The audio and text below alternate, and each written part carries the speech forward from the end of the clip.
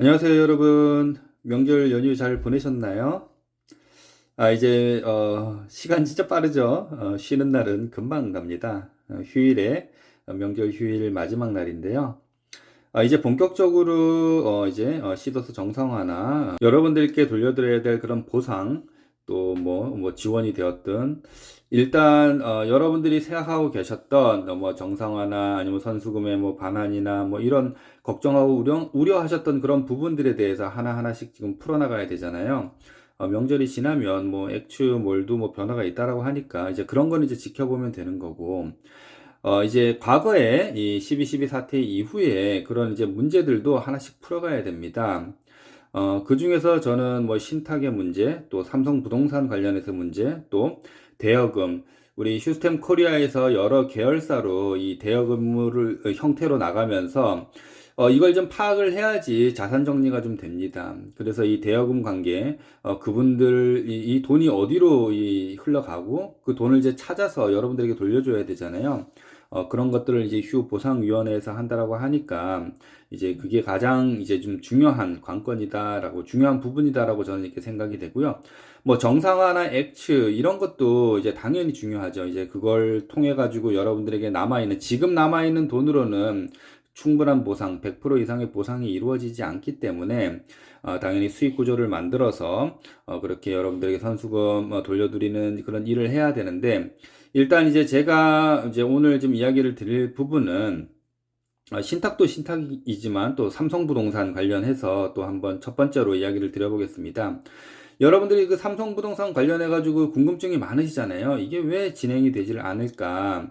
이 돈은 도대체 어디에 가 있을까? 저도 참 궁금합니다. 이 수사가 왜 진행이 되질 않는지에 대해서도 좀 궁금하고, 도대체 이 삼성부동산 관련해서 그 강 모시기 그분 있잖아요. 그분은 제가 알기로는 그 회장님을 통해서 그 코인 사업을 이렇게 한다라는 명목으로 100억 이상의 그런 돈을 받아간 걸로 알고 있습니다. 그럼 그 100억 이상의 그 돈과 또 삼성부동산 매매하는 과정에 그분이 연관되어 있는 그런 법인으로 돈이 다 흘러갔잖아요. 그럼 도대체 그 돈은 어디에 있으며 어디에 쓰여져 있고 그 돈으로 무엇을 했는지에 대해서 밝혀져야 합니다. 들리는 소문에는 거기 모 실장 있잖아요. 여자 실장. 그분하고의 뭐 무슨 관계로 그런 소문도 많았잖아요. 그분들이 지금 어디 모처에, 지방의 모처에서 뭐 부동산을 많이 매매해 놓고 함께 거주하고 있다라는 그런 이야기도 있는데, 이런 것들은 좀 왜냐면 이 회원들의 돈으로 그 코인 사업이든 아니면은 이 삼성부동산 매매 대금이든 다 회원들 돈이잖아요. 이걸 밝혀야 됩니다. 뭐 수사기관에서 이걸 뒤로 미룬다라고 한다라고 하면은 뭐 휴 보상위원회에서라도 이걸 명명백백하게 밝히고 이 돈을 회수를 당연히 해와야 되지 않겠나요? 그게 그 강 모시기 그 사람 돈인가요? 도대체 그 사람이 뭔지는 모르겠지만 뭔 그런 배짱으로 지금 우리 회원들의 피 같은 돈을 가져가 가지고 사적 이익을 취하려고 하는지를 모르겠습니다. 그 사람이 뭔가 얼마나 큰 힘이 있고 도대체 어디를 움직이는지는 모르겠지만, 여러분들 그거 우리 가만히 있어야 되나요? 뭐가 두렵나요, 여러분? 지금 여러분들 그 수억의 빚과 지금 여러분들 생활이 이렇게 힘들게까지 된 이유가 이런 것들이잖아요. 이런 어려움을 준 사람들 가만 놔둬야 되나요? 두렵나요, 여러분? 이거는 저는 밝혀내서 다 환수 조치해야 된다고 생각이 됩니다. 그러니까 휴 보상위원회에서 뭐 대여금 형태로 뭐 법인으로 흘러간 돈 이런 거에 대해서 뭐 계약서를 찾아서 그걸 바로잡는 일 이런 것도 해야겠지만, 이렇게 이런 의도로 이 나쁜 의도로 이렇게 빠져나간 돈들도 가장 우선적으로 찾아와야 된다라는 게 제 생각입니다. 만약 저희가 그런 일에 도움을 드리고 거기에 앞장서서 일을 한다라고 하면은 가장 우선적으로 삼성부동산 관련된 그런 일들 관련자들 거기에 대한 돈의 어디 뭐 흐름 이런 걸 가장 먼저 파악할 겁니다. 그렇게 해서 그 돈 지금 끝까지 쫓아가 가지고 찾아와야 된다라는 게 제 생각이고요. 이제 두 번째, 여기에 관련해가지고, 지금 뭐, 오라클이든 뭐, 시사모든 뭐, 거기에서 뭐, 돈이 막 나가잖아요. 뭐, 200명에게 100만 원의 현금을, 계좌 이체 말고 현금으로 지급했다. 뭐, 이런 소문도 있고. 그런 돈들은 도대체 무슨 돈으로 썼을까? 거기도 이제 우리가 집중을 해봐야겠죠. 왜냐면은 지금 그 사람들에겐 권한이 없어요. 뭐 신탁으로 받아 있는 뭐 어쩌고 저쩌고 자기들이 권한이 있다라고는 하지만 절대 그들에게 권한이 없습니다. 그런데 그들은 뭔가의 돈으로 지금 집행을 하고 있잖아요. 그 돈은 도대체 어떤 돈으로 집행을 할까?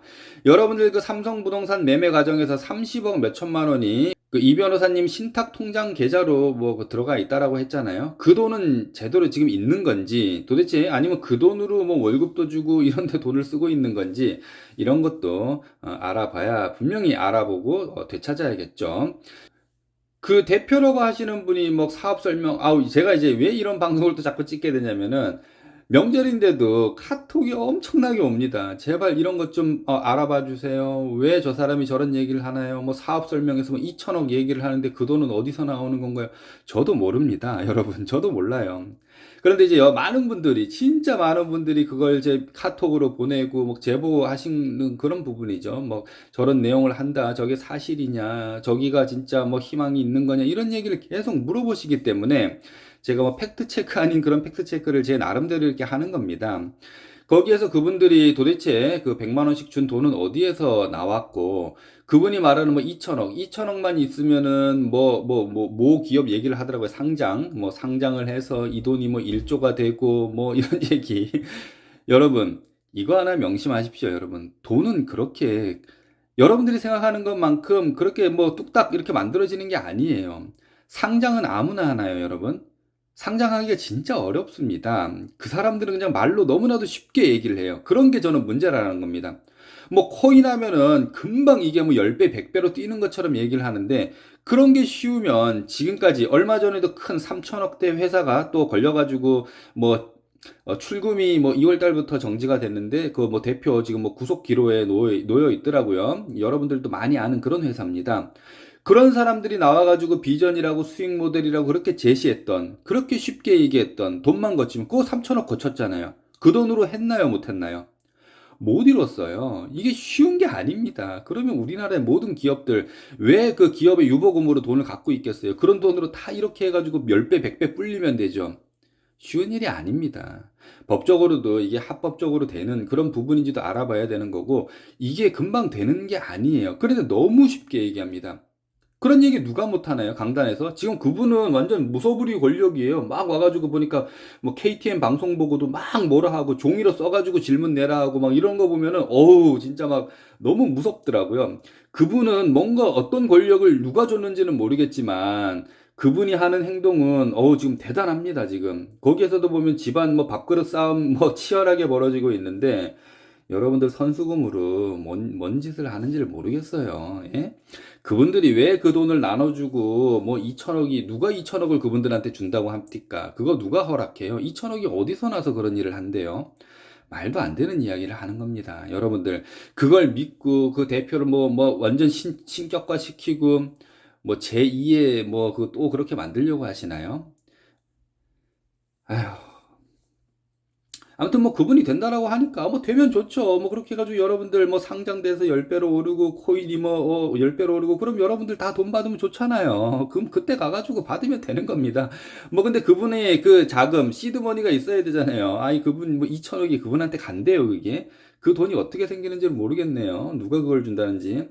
아무튼 그렇게 좀 약간 현실성이 떨어지는 얘기로 그 할아버지 할머니들 모아놓고 그런 이야기를 하시는데 뭔가 실질적인 모델을 만들어 놓고 그런 얘기를 하세요. 무조건 돈만 있다고 상장이 되나요? 말도 안 되는 얘기를 그렇게 하고 있어요. 그러면서 그분이 하시는 얘기가 수익 모델에 대해서 이야기를 하시더라고요. 뭐 일부분이겠죠. 뭐 18개의 수익 모델이 있다라고 하는데 일부분이라고 하면서 뭔가 대단한 걸 공개하시는 것처럼 이렇게 이야기를 하시던데 진짜 죄송한 이야기지만 그런 거 다 예전부터 다 그거 그런 내용들 다 알고 있었고 그런 것도 지금 다 뭐 A, B, C, D 안 중에 다 하나예요. 그런 것들도 다 있는 겁니다. 근데 그게 다 검증이 되지 않은 그런 부분이기 때문에 공론화하지 않는 거지. 그런 거 모르는 거 아니에요. 근데 뭔가 대단한 사업인 것처럼 이야기를 하는데 제가 한번 그분이 이야기를 하고 싶어 하는 어떤 사업 구조인지 어떤 수익 구조인지에 대해서 한번 제가 이야기를 해볼까요? 그분이 말씀하시는 수익 모델이 뭔지.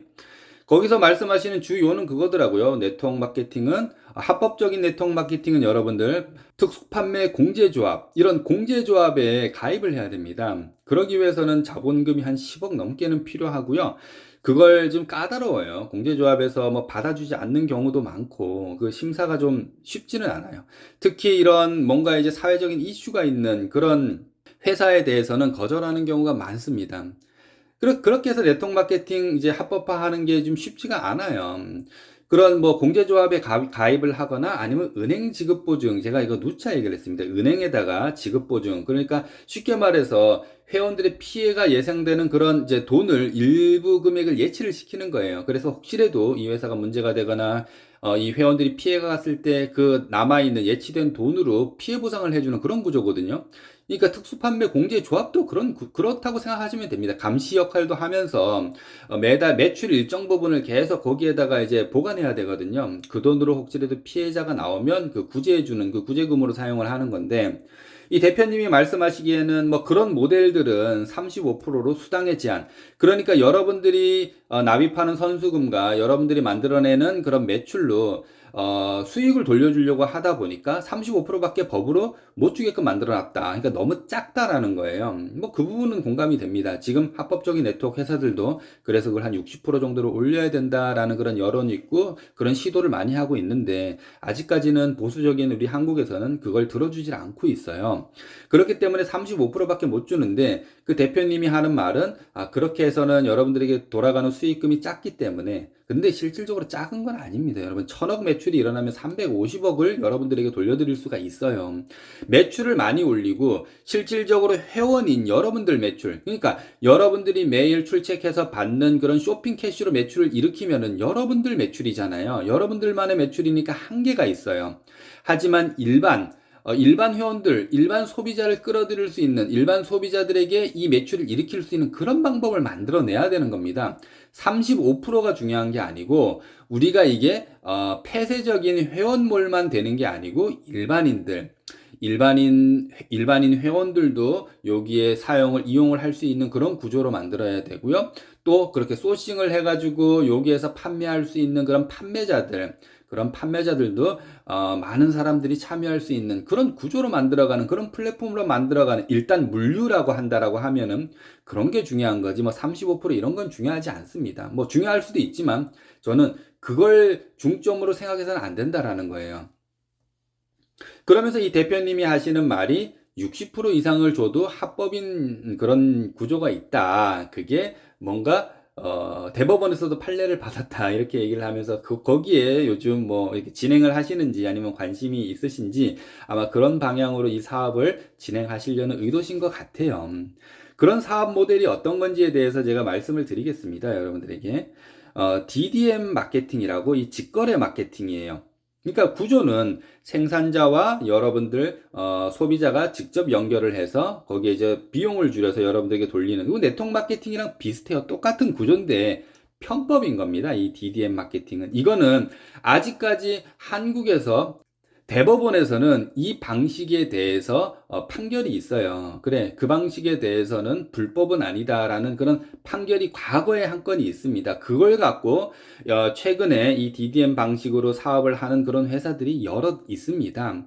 하지만 그렇다라고 하면은 많은 회사들이 이 DDM 방식으로 사업을 해야 되는데 이 DDM 방식으로는 참여하는 회사들이 많지 않아요. 다 이유가 있겠죠. 그 이유 중에 하나는 이 DDM 방식으로 해서 성공을 한 회사가 없습니다. 그렇게 큰 성과, 최근에 한 업체가 뭔가 조금 발전 가능성이 있는 그런 업체가 있기는 하지만 이 방식으로는 이 성공을 이뤄낸 그런 근거를 만들어낸 그런 회사가 없어요. 그렇기 때문에 이 방식을 취하지 않는 겁니다.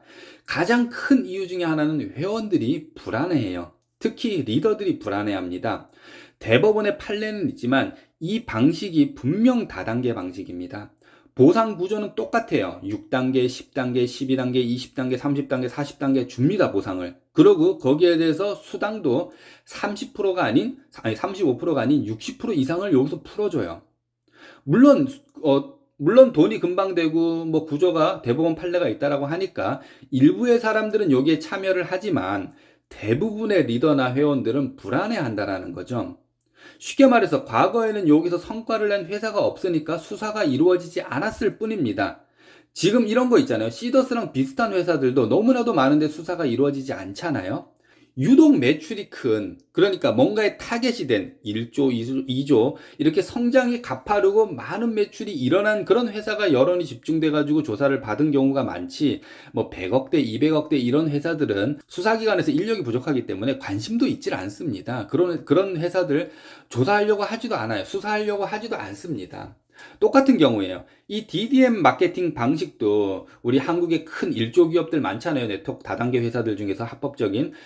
그런 회사들이 많은데 이 DDM 마케팅을 취하는 회사도 뭐 1000억대, 1조 원대 그런 회사로 성장한다라고 하면은 분명히 경쟁사, 우리 한국의 큰 회사나 미국의 큰 다단계 회사들이 가만두질 않겠죠. 법적으로 아마 분명히 여기에 제재를 가하도록 신고도 하고 막 그럴 겁니다. 그렇다 그러면 수사가 이루어질 거예요, 또. 이게 합법이든 불법이든 중요한 게 아니에요. 제가 여러분들에게 왜 이런 얘기를 하냐면은 지금 시더스가 그렇습니다. 이 지금 시더스 이제 전신이 시더스가 없었다라고 하면은 몰라요. 그러면은 이 회사가 뭘 하든 아직까지 관심을 갖질 않습니다. 어느 누구도. 하지만 시더스에서 나온 사람들이 특히 시더스에서 나온 회사가 운영하는 어떤 업체다라고 하면은 분명 언론이나 아니면 외부의 안티 세력, 그 다음에 수사기관 다 여기에 관심이 집중되게 돼 있어요. 이 DDM 방식의 마케팅도 똑같은 그런 원리입니다. 이 회사가 관심 없는 회사들이 한다고 하면은 어느 누구도 관심을 두질 않아요. 하지만 우리가 치더스도 뭐에 당했나요? 이게 합법이든 불법이든 이런 게 중요한 게 아니었습니다. 언론에서 이걸 다루고 불법이라고 하고 안티 세력에서 이걸 불법이라고 하니까 수사기관까지 개입이 됐잖아요. 그러다 보니까 신규 회원이 늘어나지 않았기 때문에 이 회사가 어려워진 겁니다. 똑같은 원리입니다. 이 DDM 방식의 마케팅 회사를 이게 차려놔도 회원들이 불안해하고 리더들이 불안해하기 때문에 여기 참여를 하지 않는다라는 거예요. 그 말은 혹시라도 이 회사가 왜냐하면 합법적인 다단계가 아닌데 다단계 방식으로 영업을 하잖아요. 10대, 20대, 50대, 100대 무한대를 주잖아요. 그렇기 때문에 혹시라도 누가 이걸 문제 삼아서 신고를 하거나 국내 큰 회사, 미국의 큰 회사가 이걸 문제시해서 이거를 수사기관에다가 수사 의뢰를 만약에 해요. 신고를 해요. 고발을 합니다. 그럼 수사가 이루어질 거 아니에요. 그러면 그때 가가지고 신규 회원 또 기존에 있는 회원들이 불안해서 이 회사를 떠나거나 또 신규로 요게 들어오지 않는다라는 말입니다. 지금 시더스나 합법적인 네트워크 마케팅 회사나 어느 기업이든 매출이 없으면 회사는 망하는 겁니다. 매출이 줄어들면 망하는 거예요. 신규 회원이 없으면 망하는 겁니다. 똑같은 논리예요. 그걸 시더스에만 적용하면 안 되는 겁니다. 국내 가장 큰 다단계 회사가 회원이 점점 줄어들어요. 올해 매출이 점점 줄어들어요. 그럼 그 회사가 계속 유지할 수 있을까요? 못합니다. 매출이 계속 줄어들고 신규 회원 유입이 없으면 그 회사도 망하는 거예요. 똑같은 구조입니다. 그걸 그 회사는 합법적인 테두리 안에 있었기 때문에 어느 누구도 거기 수사를 할 수도 없고 거기에 관심을 두지 않는 거지. 그 회사도 매출이 없으면 망하는 겁니다.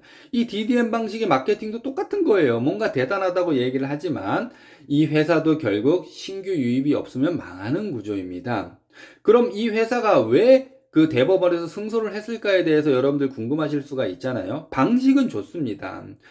판매자에서 소비자가 다이렉트로 거래를 하니까 회원들은 싸게 구매를 할 수가 있잖아요. 그런데 문제는, 첫 번째 문제는 60%의 수당을 풀어주기 위해서 100원짜리가 1000원이 되어야 되는 겁니다. 그러니까 아무리 생산자에서 소비자가 다이렉트 거래를 한다라고 해도 회원들에게 고수당을 배분을 해줘야 되기 때문에 원가 대비 높은 가격으로 판매를 할 수밖에 없는 구조예요. 그게 다단계 구조잖아요.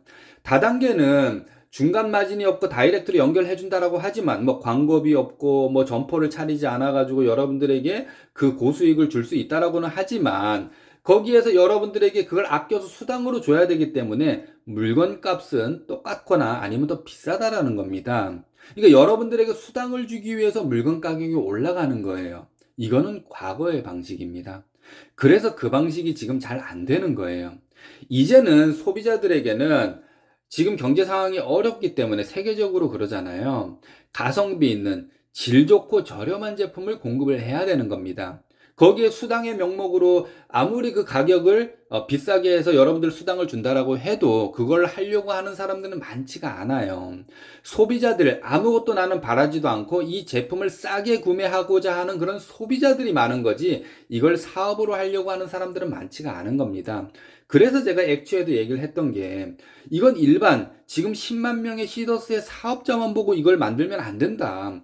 그 사업자들 10만 명에 있는 회원들은 관망하는 회원들이다. 돈을 돌려받을 회원들이다. 그분들은 6개월, 1년 이렇게 여러 마음의 치유, 그런 정신적인 치유가 되어야지 이 사업에 참여가 되는 거지, 지금 당장에는 적극적으로 이걸 참여하지 않는다.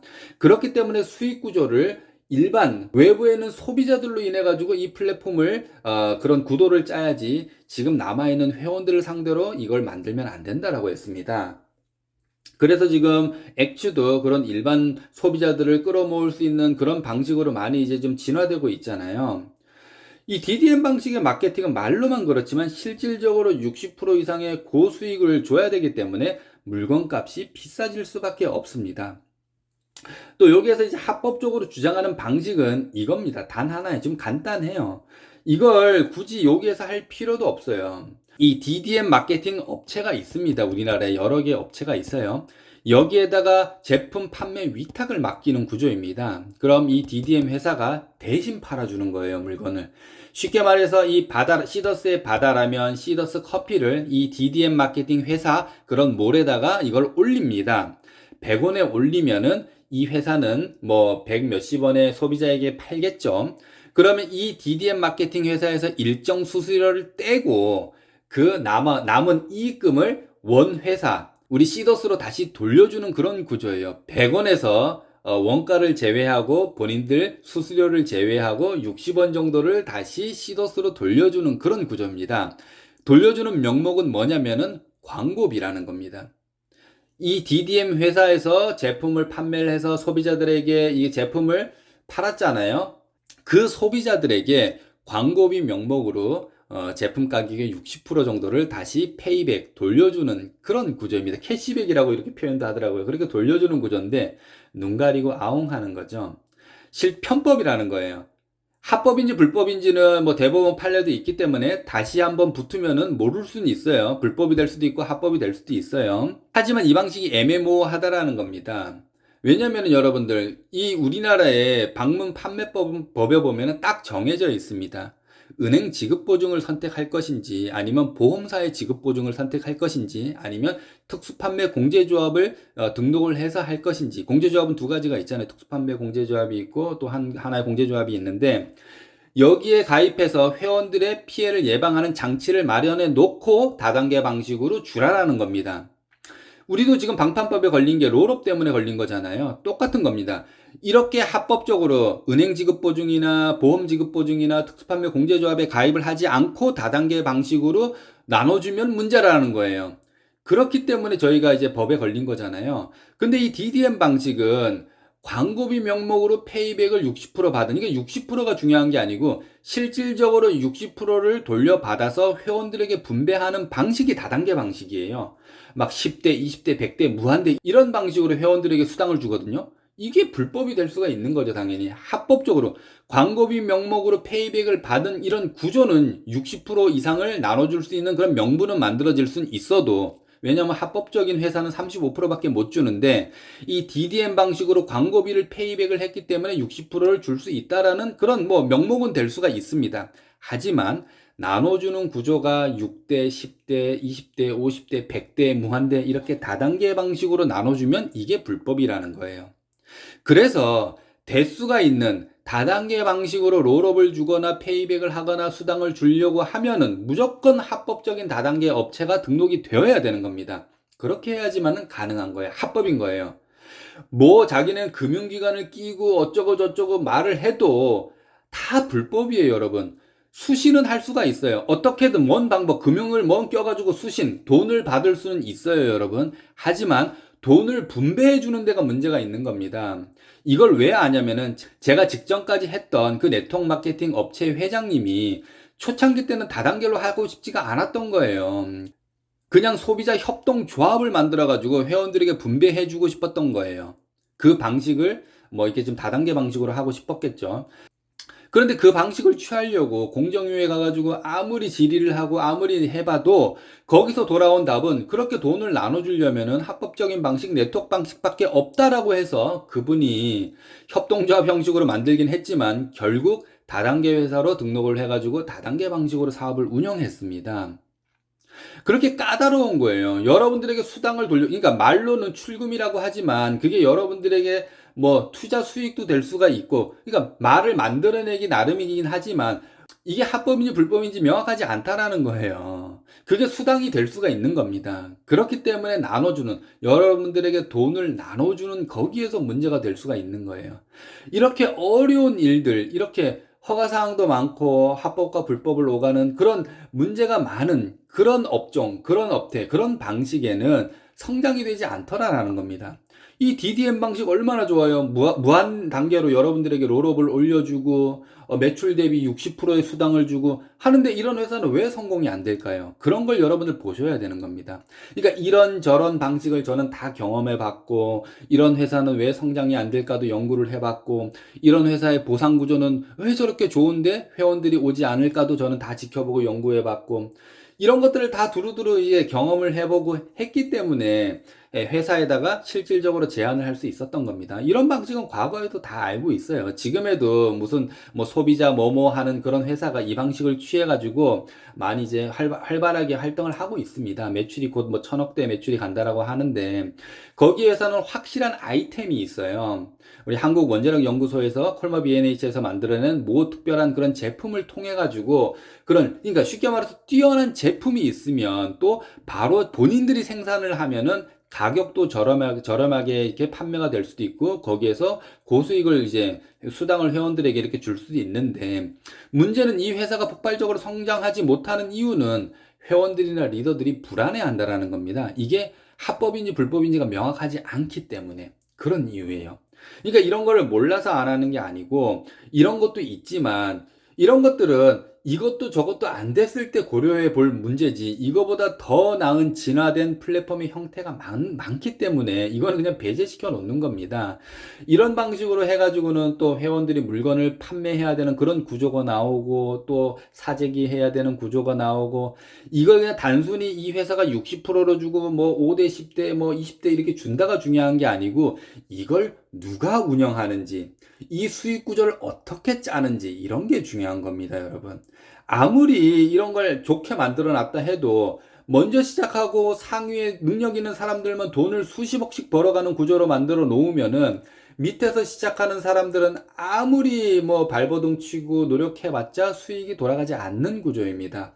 제가 생각하는 수익 구조는 그런 거예요. 저희 어머니 같은 사람들도 누구나 쉽게 물건을 팔지 않아도 소개를 하지 않아도 일정 수익이 돌아가는 그런 구조로 만들어 드려야 된다는 겁니다. 그 수익이 몇 천억 몇 억이 아니고 50만 원에서 200만 원 사이에 그런 실질적으로 도움되는 그런 수익을 만들어내는 구조로 가야 되는 거지. 뭐 60% 줘서 누구는 몇 억씩 받아가고 옛날에 그냥 트리플 뭐 그런 사람들 있잖아요. 그런 사람들처럼 뭐 100억을 벌었니 이런 거 원하지 않는다라는 거예요.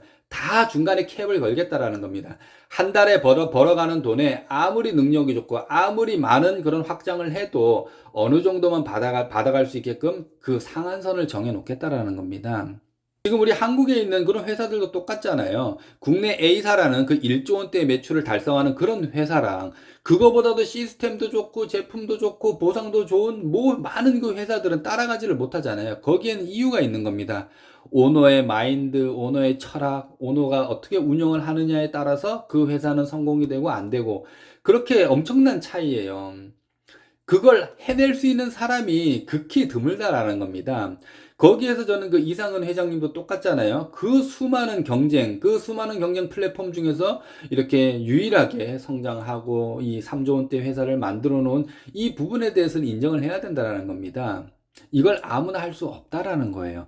이거는 아이디어만 갖고 되는 게 아닙니다, 여러분. 진짜예요. 여러분들 그럼 다 하셔야죠. 이런 방식이 좋다라고 하면은 누구나 다 이런 회사를 차려가지고 누구나 다 성공이 돼야 되는 겁니다. 하지만 절대 그러질 않아요. 그래서 저는 이걸 끌고 가는 대표를 가장 중요시 보는 겁니다. 가장 중요시 봐요. 제가 회사를 선택할 때 제일 첫 번째 조건 하나는 일단은 제품이었습니다. 제가 네트워크 마케팅 기준으로 얘기를 해볼게요. 가장 중요한 거는 첫 번째 제품, 두 번째는 오너예요. 세 번째가 이 보상 구조입니다. 그 다음에 네 번째가 나와 함께 갈 팀, 리더. 여기는 뭐 없어도 내가 하면 되는 거기 때문에. 이 왜 대표를 중요시 생각하냐면 오너 리스크가 정말 커요, 여러분. 이 대표가 어떻게 하느냐에 따라서 회사가 성공할 수도 있고 망할 수도 있습니다. 그래서 이 대표의 중요성 저는 가장 높게 보는 거예요. 근데 지금 여기 이 방식, 뭐 이런 방식을 이야기하고 마이크 앞에서 그렇게 떠드시는 그 대표님을 보면은 너무나도 독단적이고 그리고 너무나도 본인 주장을 강하게 어필을 하시고 또 너무나도 이렇게 쉽게 이야기를 하신다라는 거예요.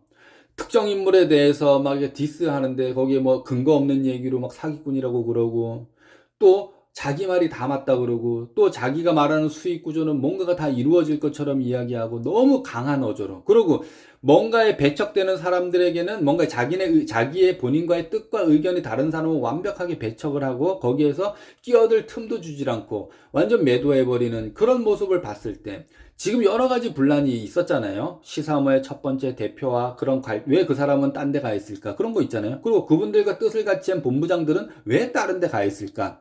그리고 최근에 이 변호사님을 연결한 그 폼장님과의 갈등은 왜 그런 갈등이 있을까? 또 지금 KTN 방송을 보니까 뭔가에 뭐 질문도 못하게끔 하고 뭐 질문 종이에 막 써가지고 오라고 그러잖아요. 뭐 거기에 지금 되게 황당하더라고요. 뭐 질문을 받았으면은 질문하라고 했으면 받아줘야 되는데 왜 그분의 질문을 받아주지 않는지에 대해서도 저는 좀 의아했고, 그러니까 하는 행동 자체가 제가 객관적으로 봤을 때 그분이 나쁘다라는 거 아닙니다. 제가 객관적으로 평가해 봤을 때, 아, 저분이 했을 때는 그 회사 성장에 문제가 있고, 그 회사가 성장되기는 어렵겠다. 이런 판단이 서는 겁니다. 왜냐면은 저는 서울에서 그 수많은 대표님들, 회장님들 만나보고 지켜보고 그분들이 성공을 하는지, 그분이 실패를 하는지를 쭉 10년 넘게 지켜봤기 때문에 이게 딱 보면은 그런 것들이 제 마음속에 제 기준에서 느끼는 거예요. 저한테 얼마나 많은 사업의 제안이 들어오겠습니까, 여러분? 진짜 수많은 사업 제안 들어옵니다. 매일 문자로 카톡으로 이거 해보자, 저거 해보자, 이거 어떻냐, 이런 거 들어와요. 저는 대꾸조차 하질 않아요. 왜냐면은 아무리 좋은 아이템도 제가 그것만 봐가지고 알 수가 있나요?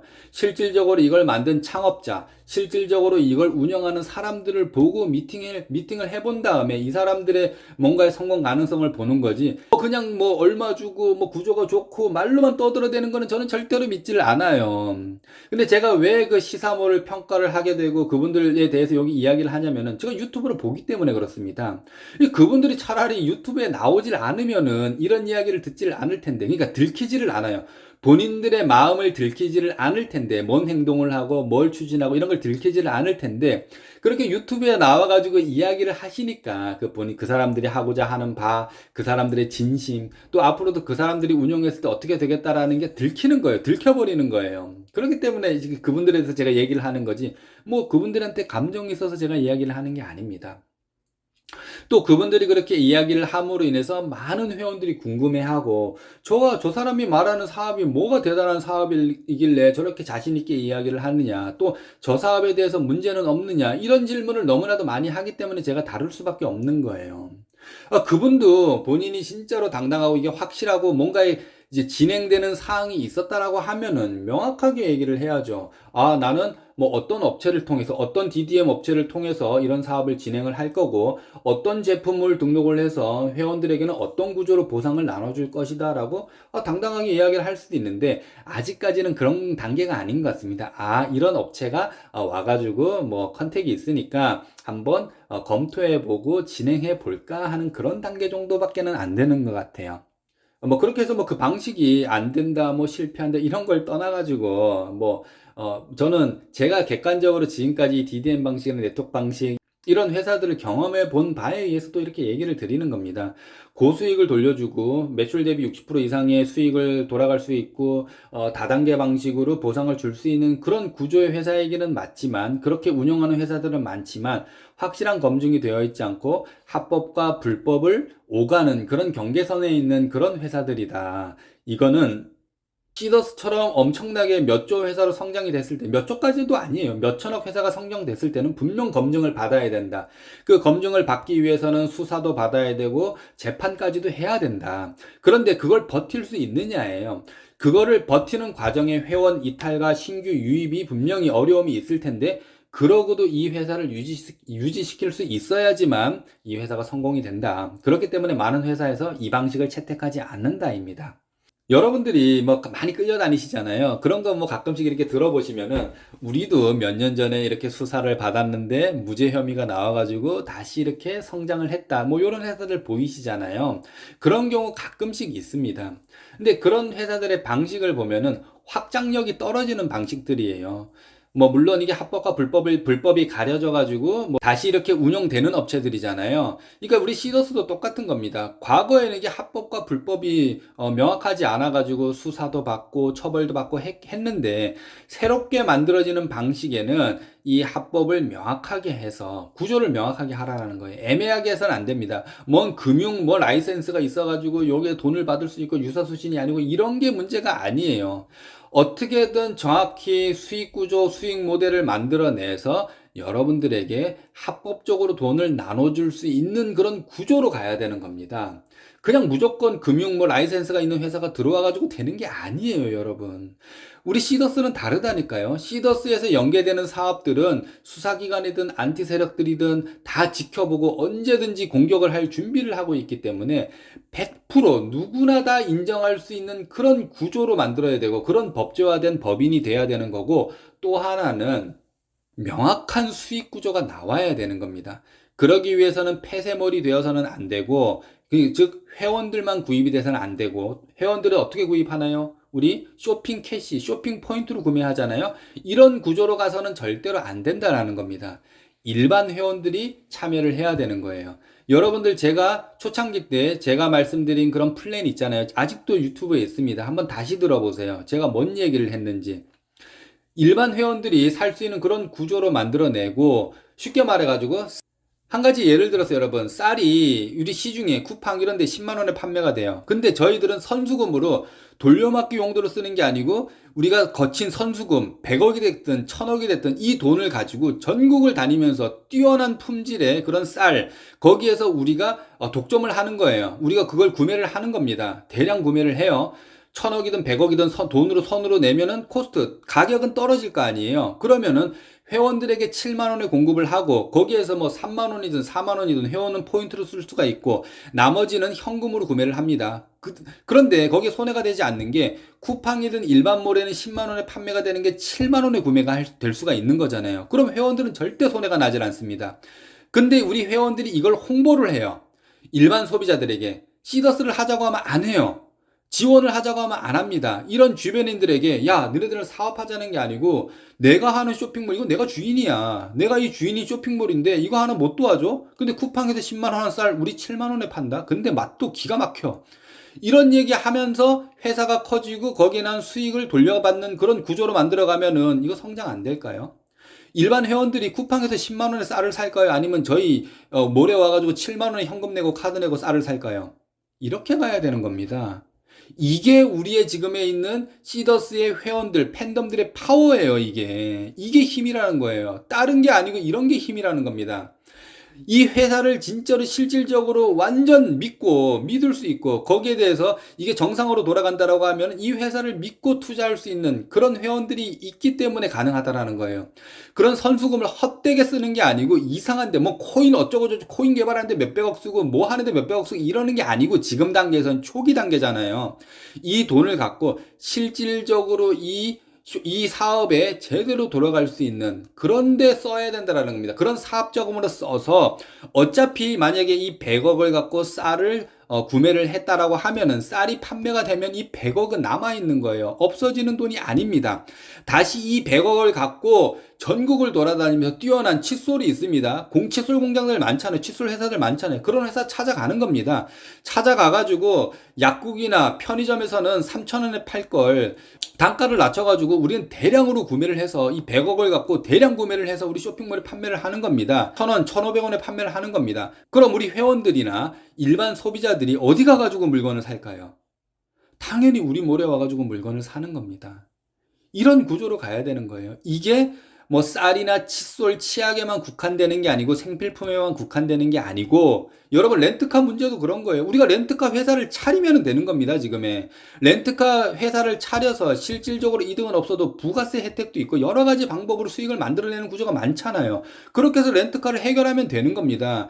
그런데 뭔가에 지금 복잡하게 돈으로 돌려주고 해야 되니까 어려움이 있는 거지. 만약에 시간이 걸린다라고 하면은 지금 렌트카는 VIP 이상들이 많잖아요. 또 돈을 많이 벌어간 사람들이 많잖아요. 그럼 조금만 좀 기다려 주세요. 우리가 렌트카를 회사를 차려서 우리가 일반인들을 상대로, 왜냐면은 우리는 많은 데이터가 있기 때문에 이 렌트카 회사를 차렸을 때 자동차 회사들과의 그런 것도 있을 거 아니에요. 단가 구조가 낮아지는 구조를 만들어서 남들보다 경쟁력 있는, 뭐 지금 일반 있는 렌트카들보다 경쟁력 있는 회사로 만들어 놓으면은 일반인도 여기 와가지고 렌트카를 구매할 거 아니에요. 쓸 거 아니에요. 근데 우린 과거에는 렌트카 비용이 너무나도 비싼데, 단지 포인트로 산다는 이유로 그렇게 비싸게 우리가 구매를 했잖아요. 그 방식이 말고, 그건 일반인들이 오는 방식이 아니잖아요. 이 렌트카도 일반인들이 여기 와가지고 렌트를 할 수 있는 그런 구조로 만들어 놓으면 되는 겁니다. 여행도 똑같습니다, 여러분. 여행 상품이 10명을 해서 여행 상품을 만드는 거랑 만 명, 10만 명으로 해서 여행 상품을 만드는 거랑 다를 거 아니에요. 그럼 우리가 갖고 있는 선수금으로 그런 사업 구조를 만들어 가서 일반인들도 여기 와서 패키지 여행, 자유여행을 여기 와가지고 하면은 수익 구조가 만들어지는 겁니다. 이런 식으로 가야 되는 거예요. 회원들 상대로만 뭔가를 하려고 하니까 어려움이 있는데 이것을 일반인들도 여기서 소비를 할 수 있게끔 경쟁력 있는 그런 플랫폼 회사를 만들어 가면 되는 겁니다. 거기에 밑바탕이 우리 회원들이 되어주면 되는 거예요. 거기에 대해서 만들어진 이익들을 기다려준 그런 회원들에게 다시 페이백, 다시 현금으로 돌려주고 이익을 회사만 가져가는 게 아니고 주주만 가져가는 게 아니고 여기에서 기다려주고 참여한 그런 회원들에게 똑같이 분배를 해놓은 구조로 가면 되는 겁니다. 그럼 회원들에게 왜 분배를 해줘야 되나요? 왜냐면은 주주들은 아니면 이 대표, 뭐 이사들 이런 사람들 기업을 운영하면서 그런 공이 있잖아요. 이 기업을 잘 운영해서 이익이 생겼으니까. 하지만 회원들은 뭔 역할을 했나요? 선수금을 통해 가지고 우리가 10만 원짜리 쌀을 7만 원에 살 수 있게끔 우리 선수금으로 대량 구매를 했잖아요. 그렇기 때문에 이 선수금, 사업 자금을 대준 회원들에게 이 이익을 공유해 주는 거는 당연한 겁니다. 그렇지 않나요, 여러분? 이런 식으로 만들어 가야 되는 거예요. 그냥 눈 가리고 아웅하고 이 2천억이 1조가 된다. 이 코인이 10배로 뛴다. 100배로 뛴다. 이런 말은 누구나 할 수 있어요. 이런 말은 누구나 할 수 있다니까요.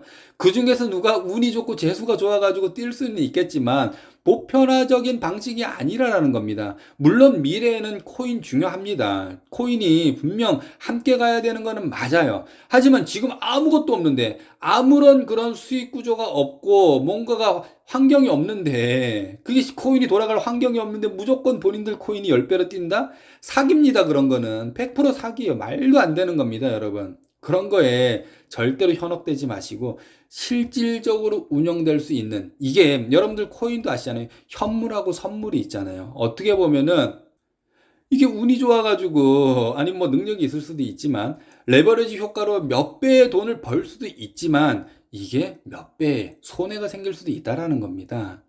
그러니까 지금 시더스 이건 과거에 진짜 우리 수익 구조가 나와서 탄탄하게 진짜 돈이 많이 벌리고 이럴 때 생각해 볼 수 있는 그런 문제이지 지금에는 이 회사가 그 어려운 회사를 다시 인수받아서 탄탄하게 가야 되는 그런 회사잖아요. 그렇기 때문에 기본 바탕에는 물류 플랫폼, 서비스 플랫폼이 있어야 된다라는 겁니다. 거기에 분명히 회원들의 데이터가 필요하고 가장 중요한 거는 일반 소비자들이 여기에 참여할 수 있는 그런 강력한 구조를 만들어 놔야 된다는 겁니다. 오늘 제가 여러분들 너무 말이 길었죠. 뭔가 이제 소스를 드리고 싶고 뭔가 방향에 대해서도 제가 이야기하는 거에 대해서 도움을 또 받으실 수도 있잖아요. 또 어떤 분들은 거기에서 마이크 들고 하시는 분들의 그런 말이 뭐 맞을 수도 있지만 그냥 너무나도 당연하다듯이 또 너무나도 이게 뭐 확신에 차서 이야기를 하니까 이게 진짜로 분명히 100% 그렇게 되는 일이냐에 대해서 궁금해 하시는 분들이 많기 때문에 또 뭐 그분이 생각하는 게 DDM 방식이 아닐 수도 있습니다. 하지만 뭐 이야기를 하시는 거 보면은 제가 생각하는 건이 DDM 방식인 것 같기 때문에 제가 이렇게 여러분들에게 설명을 드린 거고, 이런 방식은 다 이렇게 마음속으로 다 이렇게 생각해 놓은 방식, 그런 방식들이에요. 이제 가장 마지막에 이렇게 선택해야 될 그런 방식입니다. 여기에서도 뭐 지원이나 액추에서도 도움받을 그런 구조는 있습니다. 왜냐면 다단계 방식으로만 하지를 않으면 돼요. 여러분들에게 DDM 업체를 통해 가지고 DDM 업체를 우리 지원해서 만들 수 있다라고 하면 만들어도 되겠죠. 그걸 만들어서 광고비 그런 형태로 여러분들에게 페이백을 해주는 구조로 가는 거는 괜찮은 구조입니다, 여러분. 하지만 여기에서 다단계 무한대로 가는 여기에서 이제 문제가 될 수 있다라는 거지. 이런저런 방식들을 그 지원에서도 아셔야 돼요. 아, 저런 수익 구조도 있구나. 아, 저런 유통도 있구나. 이렇게 폭넓은 사고를 해야지만 좋은 결과물이 나오지 않을까요? 그런 관점에서 제가 오늘 이렇게 유튜브를 찍었다라고 이렇게 생각해 주시면 좋겠고요.